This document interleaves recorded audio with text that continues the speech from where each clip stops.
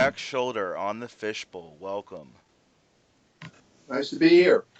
Nice to have you. Thanks for taking the time to swim in the bowl with me.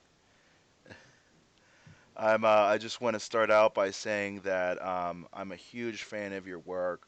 I've been following your career for a long time, and your movies have had a huge influence on me with my own writing and wanting to study screenwriting and all that. Um, so Really, in what way? Specifically, the movie The Hidden. Um, that movie is still like mind blowing to me, and just the setup and delivery for how everything's executed in that movie, especially with the fact that you don't really know what's going on until 15 minutes into the movie when the alien organism pops out, and just movies like that kind of like take you on a ride, Mhm. and like a high octane ride, but it's like a sci-fi horror thriller at the same time. And movies like that just kind of, that's kind of what I want to kind of aim for when with like my own writing, just movies like that. Uh-huh. Good. Well, I didn't write the script. You should thank Jim Calf, who is a fantastic writer who wrote the script. Um, I, I worked on the script, but it's his script. It was a great script. I read the script and I said I got to make this movie. So, Awesome. Well, it was just the way it was directed was very, very well done. Just the execution of um, the like sh- practical effects with the car chases and the high octane shooting and everything. It's just one of those movies that I really like to introduce to my friends who are also like big horror movie sci-fi nerds. And when I ask them, "Have you seen The Hidden or heard of The Hidden?" and they say no, and I'm like, "Okay, I got a treat for you. This movie is gonna like fucking blow your mind, blow your mind." And every time I show it to them, they're like, "Oh my god, that movie was fucking amazing." yeah. Well, I was actually going to say it was a lot of fun to make, but actually it wasn't. I mean, it was on one level. On another level, it was very difficult. So I don't know. It's funny when you think back on these things. I mean, almost every movie I've done, there've been like some of the best days of my life and some of the worst. And I think on the hidden, the worst definitely outweighed the best. But but when you think about it, there's this kind of nostalgia that takes over, and you kind of think of it in a nostalgic way. But it was a very difficult one to get through. But all the action was I wouldn't say fun because it's all done in little pieces. It's not like, oh, let's film the car chase today. You turn the cameras on and you have a good car chase. Little bits and pieces that you need to figure out, like a big jigsaw puzzle. Right. Well, it's very interesting that it's just everything that comes together with going to make a movie. There I can definitely believe there's the ups, there's the downs, there's the fun times, there's the hard times. I had to actually make a few like student films at Point Park, and I definitely understand from a minimal perspective of everything that goes involved into a project where sometime at least with Hello? the yeah. Yeah. Uh, I just dropped out for a second. Where are you located? Pittsburgh. Oh, okay. I grew up in Philly. Yeah, yeah, I saw that. We're both Pennsylvania natives. That's right. Yeah. Growing up in Philly definitely gave me a taste for horror. That's awesome. I was actually gonna say, what kind of got you interested in film? Um, well, the short story would be girlfriend. But the longer story is that I had wanted to be a professional musician. I loved classical music, and I was a very serious student of the trumpet. And at a certain point, I just realized that as good as I was, there were other people who were just, put on this earth to to uh, to play the trumpet, and I had other options. So after a slight detour, when I thought I wanted to be an engineer for some ridiculous reason, I decided what I really wanted to do was to write. And so I went to school and studied English. And at a certain point, I realized that I didn't want to write. And and then it was like, well, what do I do now? And my girlfriend at the time was really into film. So I said, hey, I could be a film director. I mean, filmmaker. I think. It wasn't so much the directing part necessarily, like the idea, hey, I can be a film director and boss everybody around. It was more like I watched these films, and then I walk out of the movie theater, 6 inches above the ground, if you know what I mean. And I'd like to be able to do that, have other people react the same way that I react to the movies that I love. So that was my motivation. That's awesome. It's really great to hear because with my own writing, I'm still trying to, I guess, get my projects known. But the thing I would love to take away from, if an audience was to see one of my screenplays is, I could care less about really like, winning an Academy Award or something. But if I could go down as like, the next person to kind of be like a George Romero or a Jack Sholder or a Wes Craven or someone of John Carpenter of that stature. Like that would be the ultimate goal for myself because I love writing horror and sci-fi and watching your movies growing up, especially like I said, The Hidden, but Alone in the Dark, Nightmare on Elm Street Part Two, all just really kind of were some of my favorite films growing up. Well, thank you. Absolutely, absolutely. I actually like to talk about Alone in the Dark and everything that went into that film. You know what? It's probably hard to see me. I'm in the moon, so I'm out of the sun. Okay, And there we go. Perfect. a little bit better. Okay. All right. So Alone in the Dark. Yes. You had Donald Pleasance, Martin Landau, a few other stars in there. What all went into the process of making that film? Well, I'd had a long association with New Line Cinema. Right after I moved to New York, I guess 1969, it's an awfully long time ago, uh, I met Bob Shea, who had started New Line Cinema about a year before. And they were a film distribution company. They did not produce films at all. And he needed somebody to cut a trailer, and I cut a trailer for him.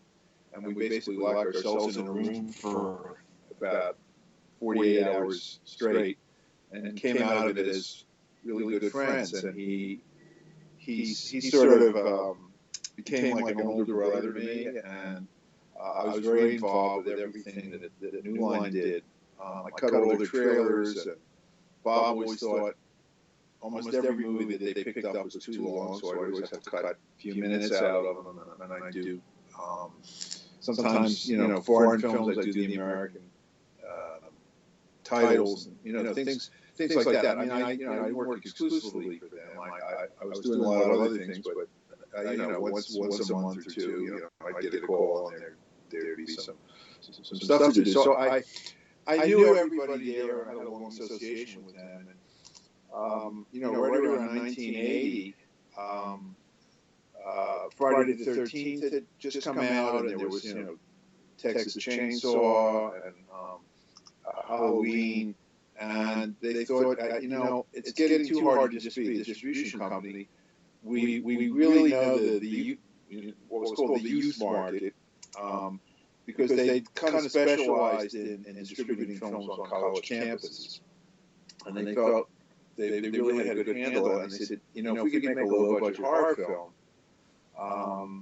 we could probably make a lot of money, which turned out to be true. Not for Alone in the Dark, but the next film that they did, obviously Elm Street. So I came up with the idea of Alone in the Dark, and I went back and said, hey, what do you think about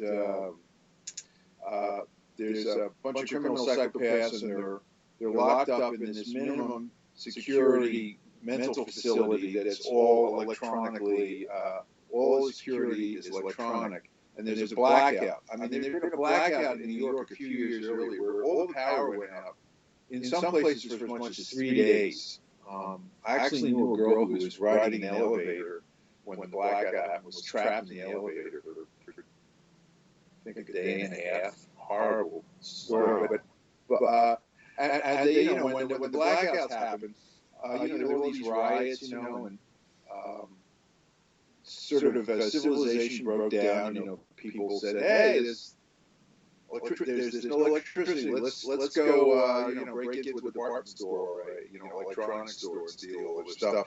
And I thought it was kind of an interesting thing. So the idea that these criminal psychopaths break out because there's a blackout, and then they terrorize Little Italy, and they're rounded up by the mafia.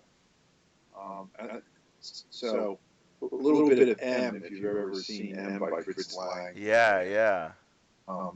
Although it didn't really occur to me at the time, let's do an updated Fritz Lang. But I mean, when I think back on it, I mean, that was sort of, I'd seen so many films. I mean, I never went to film school, but I lived in New York, and there were like 4 or 5 really good revival houses that were playing either foreign movies or old movies or interesting movies, and I just basically saw everything that came out. So that was really my film school. And anyway, New Line said, "Well, it's too expensive to shoot in New York City. We don't want to do that. So forget about the mafia. Set it somewhere else.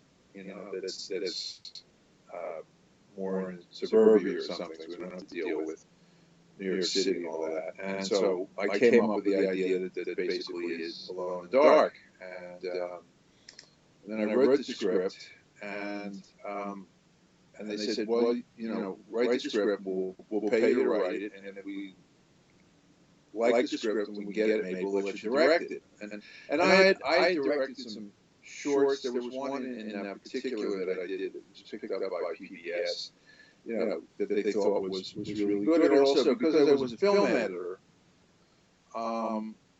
Bob thought, well, at least he knows how to get all the pieces. Around that time, there were all these like super low budget horror films that were being made, and a lot of the people who were making them had no idea what they were doing. I mean, they just weren't very skilled filmmakers. Well, what happened is they would get into the editing room, and it would be almost impossible to cut certain things together because there were pieces missing.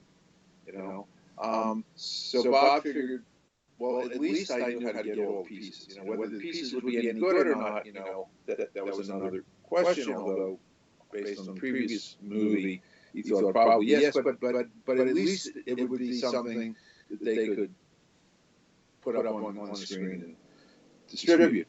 So anyway, they were unable to raise the money, and then I got a call from the Weinstein company. Weinstein, Harvey and Bobby, they were doing their first feature, which was called Burning, which I guess if you're a fan of the genre, you probably know about. Definitely. And so they hired me to edit the film, and so I did that, and um, you know I was never a huge fan of the horror genre. Um, I saw Friday the 13th, and I saw um, Night of the Living Dead.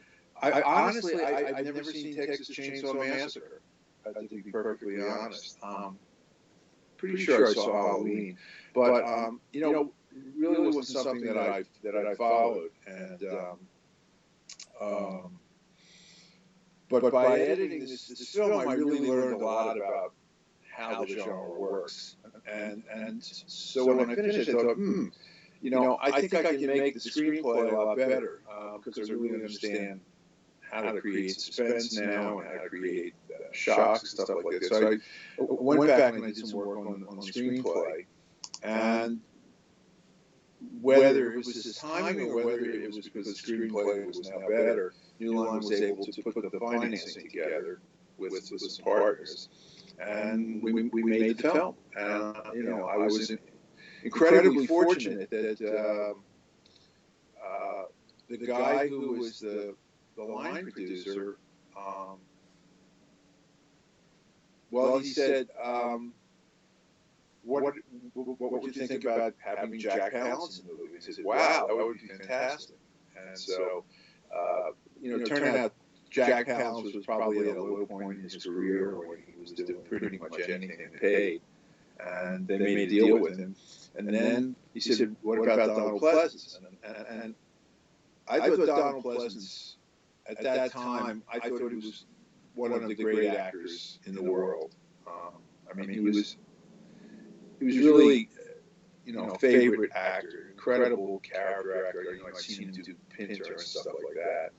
And I thought, wow, this is amazing. We could get him. And then Martin Landau's agent actually called us to see if we'd be interested in casting him. He said, sure. So that's how we ended up with those guys. So it was pretty awesome to have those three people in my first film. Absolutely.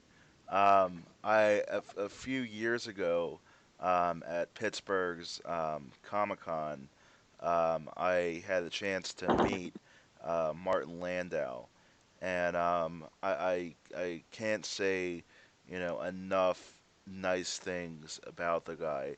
He was such a pleasant individual, very down to earth, just nice person. And when I met him, one of the films that I of course um, confessed that I was a huge fan of was Alone in the Dark, and he had he was very kind and compassionate about it, and it was just a great opportunity. And I was very sad to hear of his passing a few years ago, and um, but it was, I mean, those are some very heavy hitters, that you have in there, and it just made the film like, the classic that it is. Yeah. Well, Landau was really great to work with. In a lot of ways, he was helpful in sort of getting me through. Palance was a pretty tough character to deal with. He didn't really want to be in the film, and someone had also told him that the producer, line producer that made the deal with him, told him there would be any night shooting. The film's called Alone in the Dark, right? Right. No, not duty. Don't worry about it. So, I think the second day that he worked his call was like 4 in the afternoon, and we didn't get to his scenes until six o'clock in the morning. So he wasn't in a real good mood. And he and Marty knew each other. They had done a movie together. And so, Marty was the kind of guy, he would come on the set every day, and say, "Hey, kiddo, how you doing, kiddo?" And he'd sort of give me like a 15-second back massage, That's kind of the guy that he was. So he he didn't really give me advice, but I don't know. There was one point when Palance and I really had a big disagreement about how to do a scene. And it's a scene where they're all lying in bed and they're plotting before they escape. I don't know whether you remember that, but yeah, definitely. But when I wrote the scene, I just had this idea of these like these three peas in a pod, these three guys lying in their beds, staring up at the ceiling, plotting away, and it was like a very powerful image that I had in my mind. I just completely saw the film, and when we went to shoot it, Jack said, I should be walking around. I shouldn't be lying down in the bed. I need to be active while I'm doing the scene. And I had such a strong sense of how I wanted that scene to be that I said, no, I really want you lying in bed. And anyway, he and I just couldn't quite agree. And finally, Marty said, let the kid do it his way. Just give the kid a break. So we ended up doing it my way. So that was the kind of thing that he did. I mean, at a certain point, because it was pretty low budget. I mean, it was $1 million in 1981, which wasn't that small, but compared to a Hollywood movie, it was pretty small, and everything was sort of done on the cheap. So like everybody was like working one category above the category that they were qualified in, and we were shooting. It was a lot of nights, which was really exhausting. And it started. By the time we got done with it, it was November. It was getting cold out, and it wasn't the best run production. And Landau got a little testy at points. He just thought he wasn't being treated as well as he should have been. But we ended up actually being friends. He really did become a mentor of mine later on. When I finally moved out to L.A. after Elm Street 2, I looked him up, and he was very helpful in terms of giving me advice, and actually got me into the Actors Studio to audit the Actors Studio, which I did for about 6 months, which was like a graduate course in how to work with actors, and that was all because of him. And occasionally, if I'd have a problem with an actor and wasn't quite sure how to handle it, I'd give him a call. And he was in also 1201, and he was in By Dawn's Early Light, so I used every opportunity that I could to work with him. That's awesome. That's really awesome to hear. I really wish I could have interviewed him. He actually said to me next time that he was going to be in Pittsburgh, Martin Landau did, that he would do an interview, and unfortunately, he didn't come back to Pittsburgh in between the time of that convention and everything. So the opportunity, went by. But just to, have him say that, he would be love to do that was, it's an honor in itself. And to hear that he did all that, helping you out is just really shows, what his character was and who he was, and you know. Yeah, well, I hear all these bad stories about actors, actors behaving badly. Most of them are really nice, and in a lot of ways, the best part of being a director is working with really good actors. You just see these things happen in front of your face that are just incredible. You know that you just got something that's that's going to stand the test of time. You just see it unfold in front of you, and I mean, there is such a thing as talent. Some people just have a certain gift. Other people are good actors, and then some people just have a special gift that they just have something special about them. Landau was one of those people. I've been fortunate to work with. A number of people who had that quality. Pretty amazing. That's awesome. That's really awesome to hear. Um, I wanted to talk about the A Nightmare on Elm Street Part Two, um, as the next kind of transition. Um, Now, there's like several scenes in A Nightmare on Elm Street Part Two um, that I really, really like a lot. And I was wondering if you could give some, I guess, behind the scenes kind of backstory and how those scenes were done. Because Nightmare on Elm Street Part 2 has some awesome practical effects and sequences in that film. Specifically, I think my favorite one is when Freddy comes out of I forget the protagonist's name, but the main character, Jesse. Jesse, right, right, and he comes out of Jesse, and he's in the room, and like that whole sequence was so cool to me, like when I saw that for the first time, and I was wondering if you could give some backstory on working with, England and just how the whole film came to be. Well, the way that the whole film came to be was that Wes was supposed to direct it, and he never really liked the script because he didn't like the fact that Freddy appears at the party at the end, which is not in a dream. That the rules are that Freddy only shows up when you're asleep and you're dreaming. So he at that time, not like now, the idea of a sequel was just a way to squeeze a little bit more money out of something. So, the idea of a sequel, that a sequel was never going to be as good as the original. Whereas now everybody expects the sequel to be better, and the sequel makes more money. And, the first one is just to set up the sequel. But so nobody really had high expectations.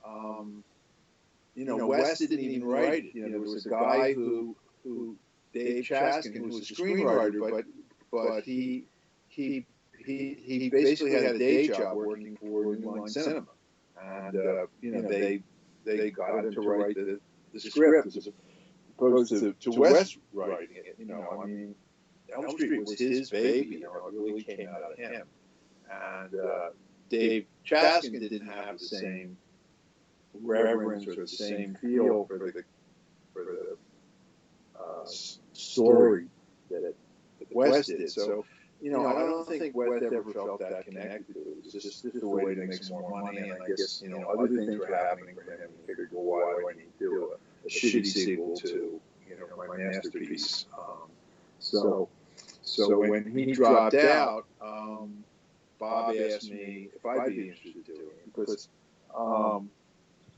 I had, as I said, I was very involved with everything that New Line did. I was, when Bob would pick up new films, sometimes he wasn't sure. He'd screen them for me to sort of, he liked to get other people's opinions, people that he trusted, and I was one of those. And so I had read, an early draft of Elm Street, and I had read, the closer to the shooting draft of Elm Street. I actually happened to be out in LA when we were shooting, and I actually went and visited the set when they were doing the upside down scene. And then I had also been involved in the editing a little bit. I don't want to say that I was editing the film because I really wasn't. I sort of helped out by cutting a music track for a screening. But I had seen it at various stages, so I knew I knew the film pretty well, and I knew New Line's take on the film pretty well. Although New Line didn't really know what they had either, because they didn't want to pay Robert Englund to come back and do Freddy. They didn't think it was that important. And so about 6 weeks before it was scheduled to start shooting, and they were already in pre-production. They already had offices, hiring people and doing all that kind of stuff. And I had stepped into the middle of that, which was, was pretty daunting. I mean, quite honestly, I was scared shitless, because it was, somebody handed me a sheet of paper that had like over 100 special effects on it. And I had no idea how to do like, 98 of them. So, so I was basically just trying to keep my head above water, and get the thing done.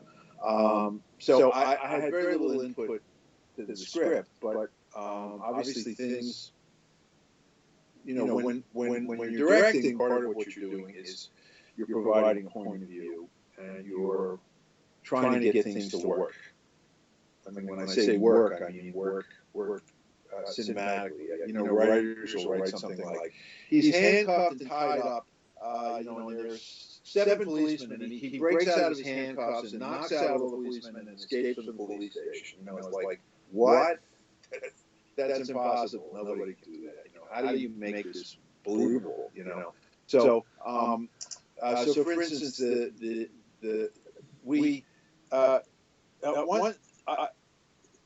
the only thing that New Line was concerned about,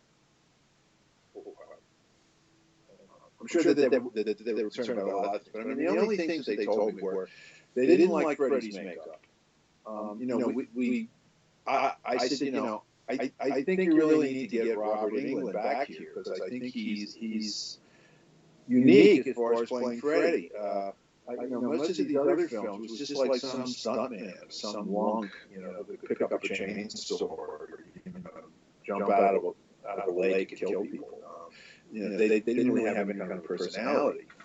The brilliant thing that Wes did, in my opinion, was to create a boogeyman who was a real character.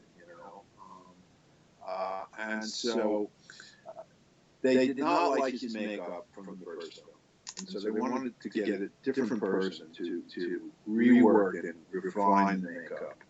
And the second thing was, they said, keep Freddy dark. We don't want to, we never want to see him really lit up. Which was good advice. And I had the same cameraman, Jack Sholder, who had shot the first one. He's very, very skilled. And obviously understood the film very, very well. And so we were able to do that. And we ended up hiring 2 makeup teams. So one was Kevin Yeager, who had been an assistant to the great Rick Baker. And I don't know what he had done. He'd certainly never done a big film on his own. He might have done some smaller stuff. I don't quite remember, but I looked at a lot of people,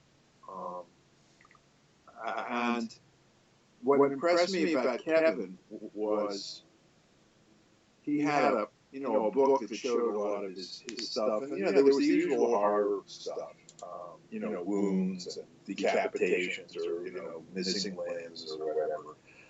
But he had this one series of photos of this old guy in a park, and he like talking to people and playing with some kids, and then he had a photo, and it actually was a young man that he had made up to look like an old man, and actually taken to a park, and people had actually believed he was an old man. And I thought that was really pretty impressive, as opposed to blood and gore and guts. That this guy was a real artist. So we hired him, and he redid Freddy's makeup, and then did the next 6 or whatever Freddy films. But we also hired a second guy, Mark Shostrom, And Mark Shostrom was more of the Fangoria kind of, the kid who grew up watching Fangoria, wanted to create gory stuff. And he was the one who was actually in charge of the transformation from Jesse to Freddy. And I'm not sure how much the script spelled out in detail what happened, but it was the idea that basically, Jesse keeps saying he's inside of me. I can feel inside of me, and he breaks out through Jesse's body, and so basically what we did is we storyboarded the whole thing, and the makeup team job was to create what was in the storyboards. And actually, one of the things that I wanted to keep an eye on the special effects. A lot of times it's just a second unit, and they just work completely independently. But I would say I'm a control freak, but if you're the director of the movie, you're responsible for everything that goes up there. You can't hand people a disclaimer when they walk in the movie theater and say, "Oh, by the way, scene 57 isn't that good, but I really didn't direct it. Somebody else did, so just forget it." That doesn't really work. So we were shooting on a stage. It was the stage where they used to shoot I Love Lucy. Old stage in Hollywood, right in the middle of Hollywood. And so what would happen is that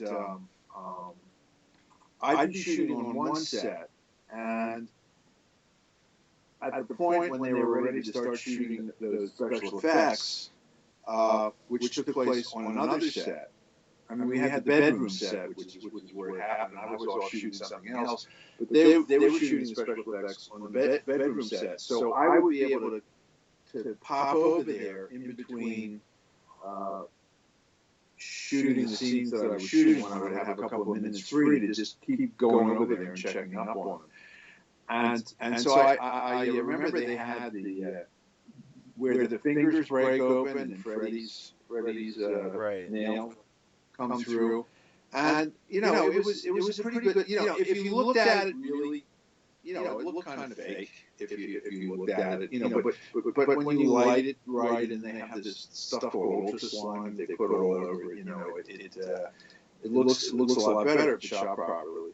But they were doing it so it was like, hey, look how cool, the fingers were coming out, and so I said, look. Stop thinking that you're shooting a special effect. What you're shooting is a person's hand, where something horrible and agonizing is happening. So you have to make it look like, it's not like, oh, okay, it's like, oh my God, Right. And they had to do it in a way that wasn't mechanical, that it felt like there was a person attached to the end of that prosthetic, So, yeah, so that was the important thing, which is, since I never set out a horror film director, I mean, my interest was always in character and story, and all the movies that I really loved, that was the main thing. So I really felt that, I mean, while you may remember, that there's a couple of terrific sequences that you really liked, and because I had that editor's background, I could kind of see how you could piece it. We shoot this and this and this, and then this would all sort of cut together in this sort of, kind of like cutting out all the pieces of the jigsaw puzzle before you make the puzzle, and then hoping that all the pieces will then mesh and then form a coherent image. So that was basically it. But for me, the characters were always the most important thing. So, the character of Jesse was really important. And, what was going on. And then you always had to feel that it was someone that you had, that you cared about, that you had a stake in, that this was happening to, that made it work. That was always my perspective. Then of course you wanted to make it kind of fun and inventive. Like I think my favorite shot was when he screams and the camera looks down the night wall. I thought Yeah, that was like a good idea.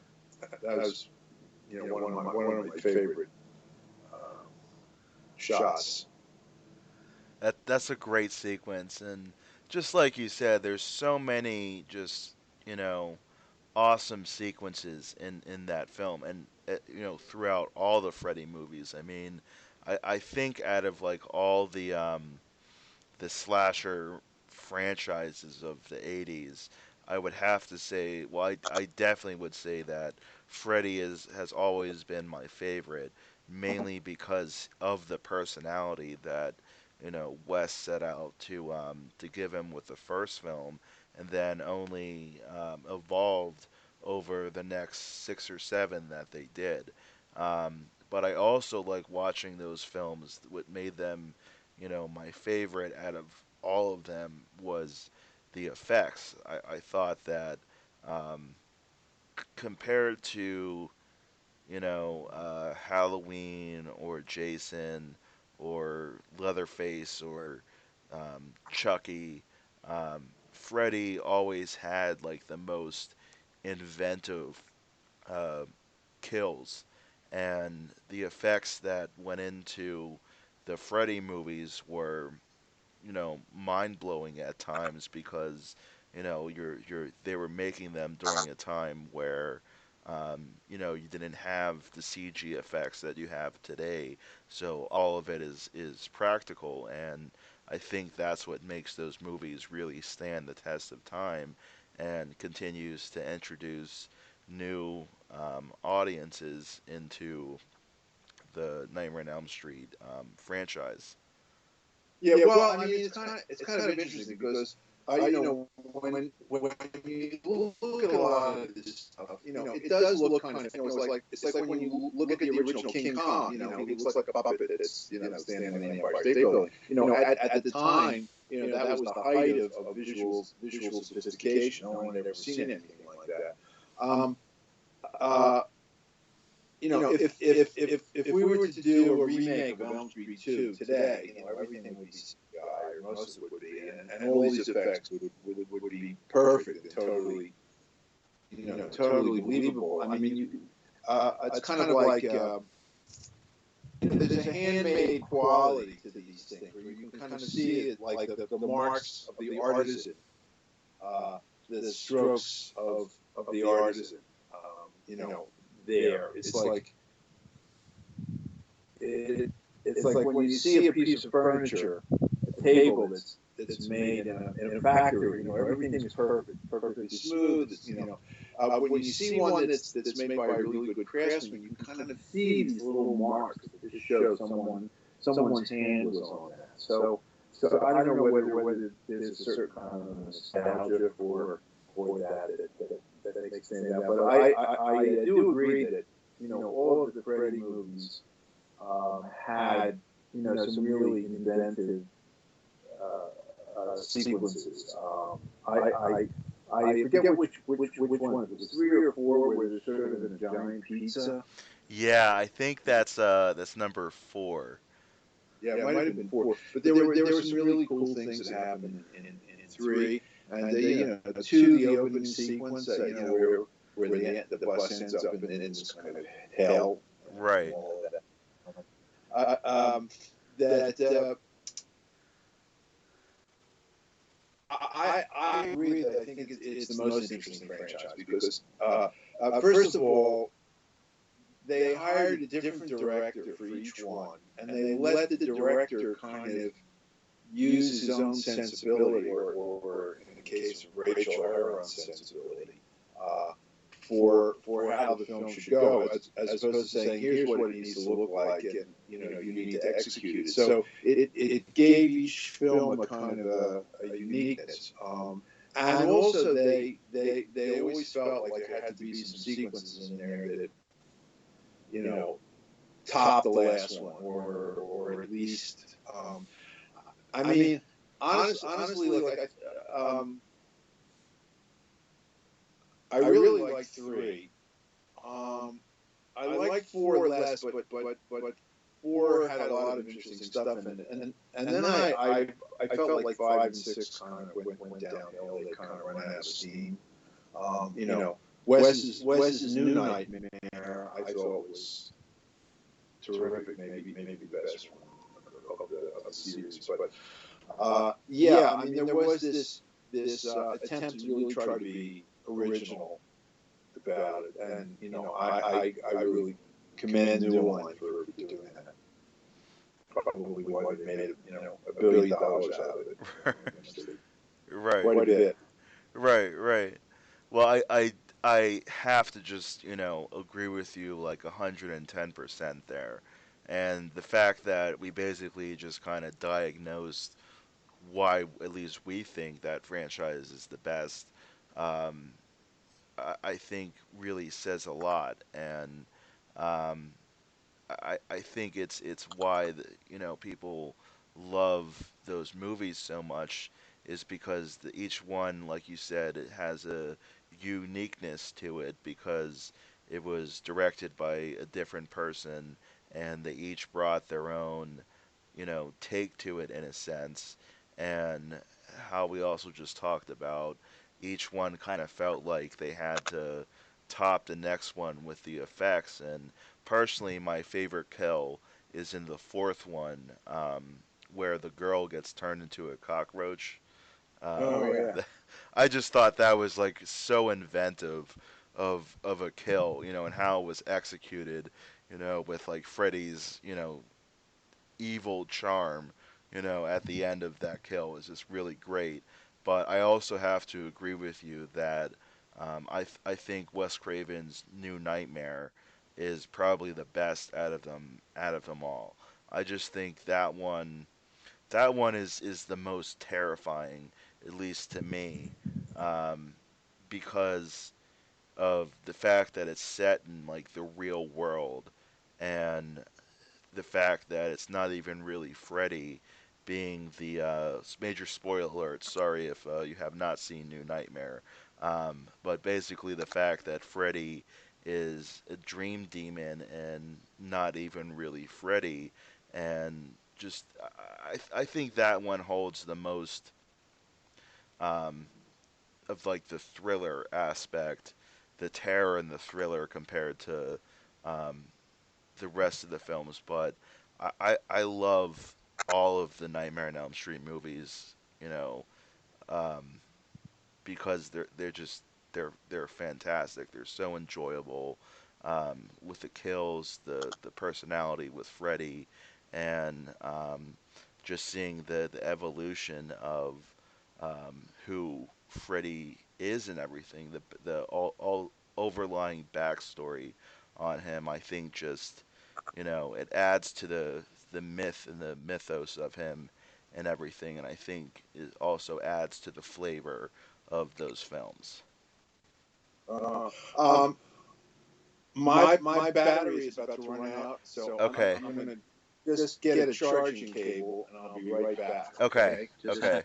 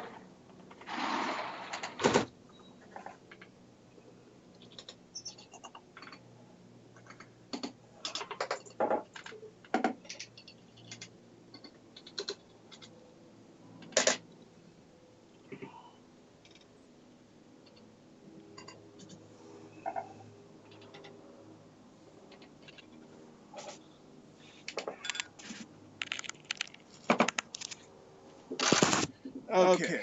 All right. We're back. Yeah. Awesome. Well, we were just concluding our conversation about Nightmare on Elm Street. Um, we're actually almost out of time. Um, I had a few more questions to ask you Okay. about um, other films that you've worked on, but I think I'd rather save that for a second interview. Um, because if you're interested, I'd love to have you on the show again. Sure. Okay, awesome. Then let me wrap up with two questions here. The first is, in general, what are some of your favorite films? And the final question would be if you have any up and coming projects to promote. Yeah. Well, my favorite films are probably not the ones that most of your fans would list. Uh, I love classic French cinema and new wave films of Jean Renoir, the films of Francois Truffaut. Um, Children of Paradise is one of my favorites. I love Hitchcock. I basically, I don't know, a couple years ago, I decided as a summer project that I would rewatch every single film that he made. And he really was my film school. I mean, that's where I really learned how to make movies. Certain The Searchers is a film that I really love. Orson Welles, Touch of Evil, probably. I've stolen more from Touch of Evil than any other movie. Just the way it's shot, the use of defocus is something that I really have sort of incorporated into my own style. Fellini, um, and then I don't know any number of other films, but those are the films that I really love. I mean, there are a lot of good films. I I thought Pan's Labyrinth was a great movie. Certainly Shape of Water I loved. I mean, there's a lot of good ones. There's a German film or Austrian, I don't know, German film that won the Academy Award called The Lies of Others. I don't know if you've seen it. Incredible film.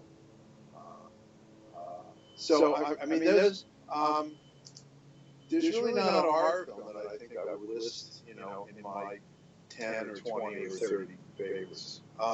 Although Invasion of the Body Snatchers, if I were to list my favorite horror films, the original Invasion of the Body Snatchers, although I thought the sequel was also terrific. Almost any film by David Cronenberg. Um, I love his stuff. And what else? Del Toro, he's got an incredible imagination. So those are the films that have really influenced me. Some of them have just inspired me. I mean, like, if I talk about, actually, I stole a shot from, well, stole the idea of shot from Searchers for my movie Renegades. And but I don't know why I can't keep this straight. I mean, I should just be able to go to IMDb and count, but I think I've done 15 feature-length films. About half of them, or 5 or 6 of them, were made for TV movies. But I always seem to get the interesting oddball ones. I did a film called Generation X. I don't know whether you ever saw that one. Yeah, yeah. But that was the first. I think that was the first of the Marvel comic book films. It was done for Fox TV, and they were the junior X-Men, and I thought it came off pretty well for a $6 or $7 million film as opposed to $150 million film. That was a lot of fun to do.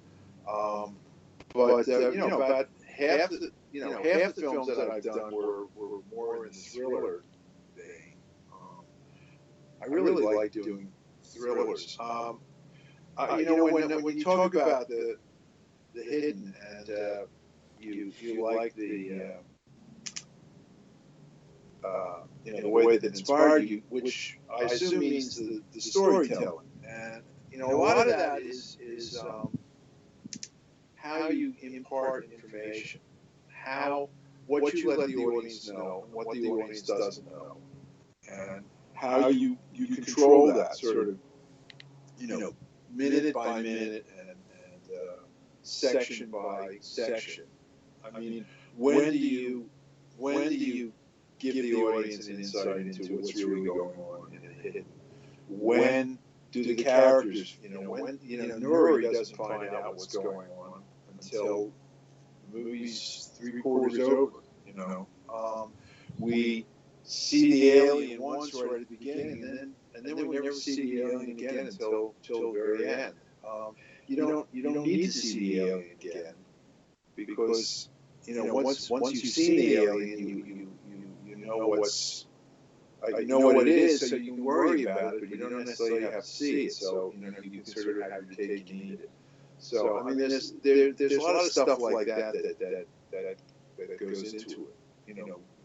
How much do you want your audience to know? How much do you want them to know that the characters don't know? Like no, don't go in there. Whatever. Or it's really Hitchcock talks about suspense versus surprise, and that's really kind of what it's all about. Really, I mean, surprise, you find out what's happening at the same moment the characters do. A bomb goes off, boom. Suspense, more than the characters. You see a guy put a bomb under the table, and they go sit down and have lunch. And now you're sitting there wondering when the bomb's going to go off. So, and everything is a kind of a variation of that. Is the girl going to kiss the boy? It doesn't have to be a bomb going off. It's anything where the audience is wondering how this is going to turn out. And then you juxtapose that with surprise and how you work those things. Just knowing a certain piece of information. That when you watch a director who knows what they're doing, they give you whatever they want you to know, because in a way you're really directing the audience. You're directing the audience perception. So that's a lot of what it has to do with. Yes, I do have a project. I 13 years ago, I left Hollywood to start a film program at the University of North Carolina. And then I retired last summer, this past summer. And with the hope that I'd get to direct at least another film. And I wrote a vampire movie with the guy who took over my job, who's a really good writer. I should say he did most of the writing, but we worked on the story together. And it's a vampire movie. It's based on this kind of famous novel by Le Fanu called Carmilla. But that takes place in the 19th century. It was written about 20 years before Dracula. And it involves young female vampires.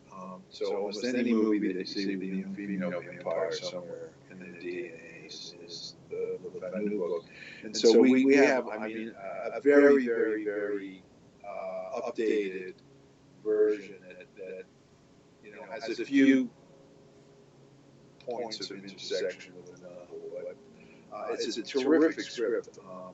Honestly, it's one of the best scripts that I've been involved with in a long time. And we're getting close to putting it together. So please, everybody out there, send good thoughts, cross your fingers, and if and when the film gets greenlit, financed, and ready to go. We're about halfway there.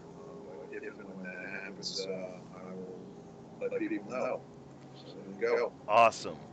Awesome. Now, I just have to say vampire movies are like up there, and like, you know, my top favorite genre next to like werewolves. Um, so the fact that the great John Sholder is working on a vampire movie, I have no doubt that it's going to be amazing. Um, Well, if I get the chance to make it, I have very high hopes that this will really be a classic. The thing about vampire movies is the good ones are always about a lot more than vampires. right. You know, and if I I always kind of wondered what the through line of my movies is, um, and I used to think it was all about people who were outsiders, but which is sort of true. But I think what it really is it's sounds like there's a dogfight going on up in the air. Is that coming through? Are you hearing these airplanes? Or not? Not too much. Not too much. Anyway, um, um, uh, yeah. What I really noticed is the social commentary.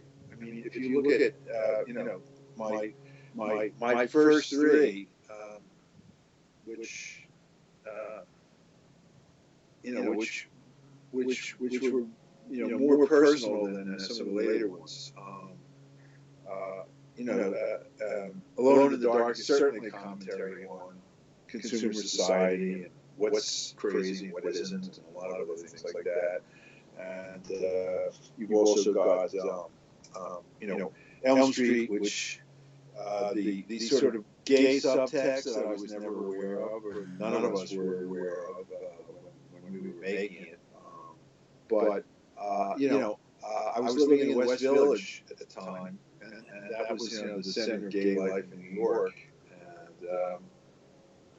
and uh, that was just kind of what was around. I'd walk down the street, and there'd be like guys dressed like Marlon Brando in the Wild One, having their slave, walking behind them on a leash and stuff like that. It was pretty ripe for satire, and the hidden, again, very much, social commentary. So, um, and I think that'll be very true of this vampire movie. Deals with a lot of things. So anyway, hopefully you'll have a chance to see it one day and ask me about it. Awesome. I await that day. Hold on for one second. Sure, sure.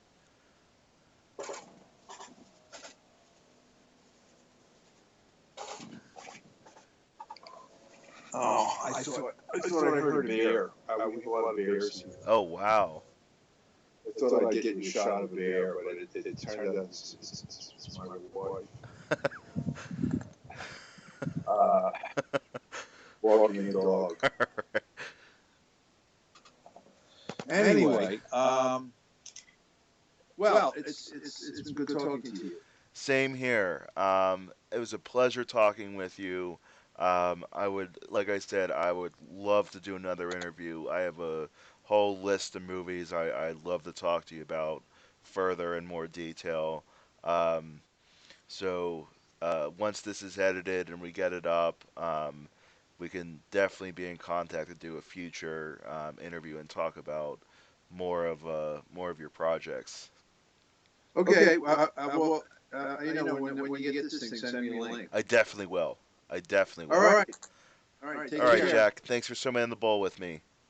Okay, bye bye. Bye.